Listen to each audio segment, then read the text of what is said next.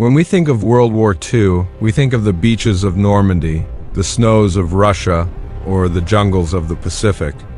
But what if I told you that one of the most strategic shadow wars was fought in the mountains of Waziristan?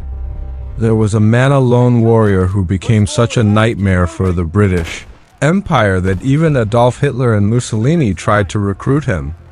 This is the untold story of the Faqir of Ipi, the man who pinned down an entire British army while the world was burning.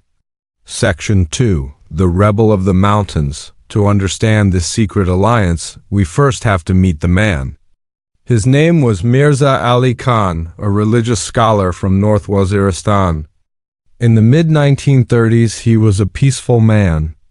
But everything changed with the Islam Bibi case, a religious and legal dispute where a converted Hindu girl was forcibly returned to her family by the British court. Mirza Ali Khan saw this as a direct attack on his faith and culture. He declared a jihad against the British Raj. He retreated into the inaccessible caves of Gurwick, adopted the title Faqir of Ipi, and started a guerrilla war so fierce that the British could never sleep peacefully in Waziristan again. Section 3. The Axis Connection, the Spy Game. By 1939, World War II had begun. The British were stretched thin. Nazi Germany and Fascist Italy saw a golden opportunity. They realized that the Faqir of Ipi was the perfect tool to distract the British. The plan was hatched in Kabul, Afghanistan. The Italian diplomat, Pietro Coroni, became the mastermind.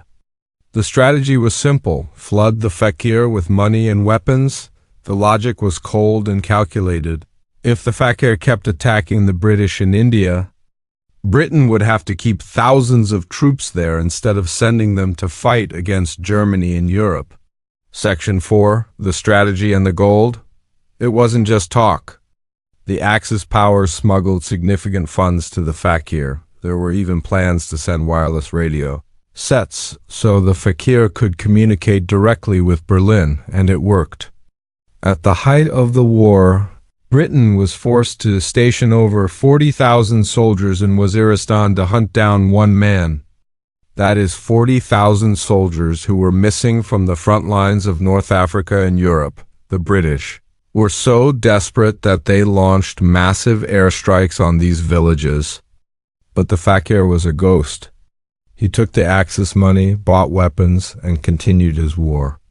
However, he was no puppet. He fought for Waziristan, not for Hitler. Section 5. Why the plan failed. But ultimately the grand Nazi plan faltered. Germany invaded Russia and got bogged down in the winter snow. The supply lines to Kabul were cut off. The money stopped flowing. Hitler's dream of a massive uprising in India, coordinated with a German invasion, never happened. But for the Faqir, it didn't matter. He didn't need German money to fight.